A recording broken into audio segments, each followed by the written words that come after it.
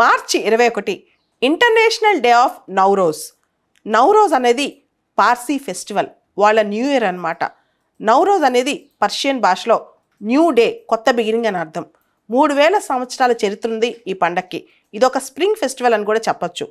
ఈ పండగ దినాల్లో హాలిడే తీసుకుంటారు పార్సీలందరూ. దాంతోపాటు మనం గమనిస్తే ఈజిప్ట్ నుంచి ఆఫ్ఘనిస్తాన్, ఇరాన్, టర్కీ ఇలా చాలా దేశాల్లో ఈ ఫెస్టివల్ జరుపుకుంటారు, భారతదేశంతో సహా. ఈ ఫెస్టివల్ 13 రోజుల పాటు జరుపుకుంటారు. భారతదేశంలో ఉన్న పార్సీలు ఈ పండుగ రోజు ఫైర్ టెంపుల్కి వెళ్తారనమాట. వాళ్ళు ఈ పండుగ రోజు ఫైర్ని కొలుస్తారు. నౌరోజ్ ఫెస్టివల్ అనేది a triumph of good over evil, చెడుపై మంచి గెలుపు. దాంతోపాటు ప్రకృతి పునరుజ్జీవనం, రీబర్త్ ఆఫ్ ద నేచర్, వీటన్నిటికీ నెలవుగా ఈ పండుగ జరుపుకుంటారు. 2016లో నౌరోజ్ పండుగను యునెస్కో ఇంటాంజిబుల్ హెరిటేజ్ లిస్ట్లో కూడా చేర్చారు.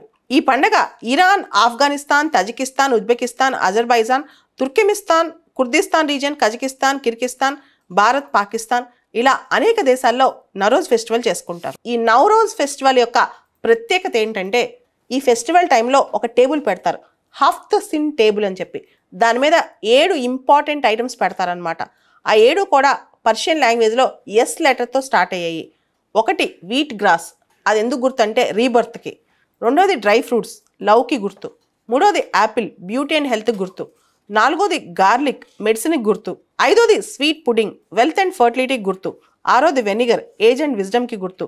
ఏడోది సుమాక్, ఒక పర్షియన్ స్పైస్ అనమాట, ఇది సన్ రైజ్కి గుర్తు. మొత్తం నౌరోజ్ పండగ ఒక ప్రత్యేకత, అదే ఫైర్ అనమాట. ఫైర్ టెంపుల్ కూడా వెళ్తారు పార్సీలు.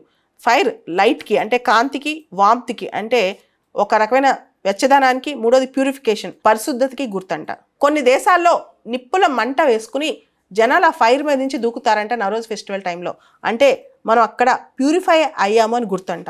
నౌరోజ్ పండగ యొక్క మూలాలు జురాయాస్ట్రనిజం మతంలో 3000 సంవత్సరాల క్రితం నుంచి మనం చూడొచ్చు.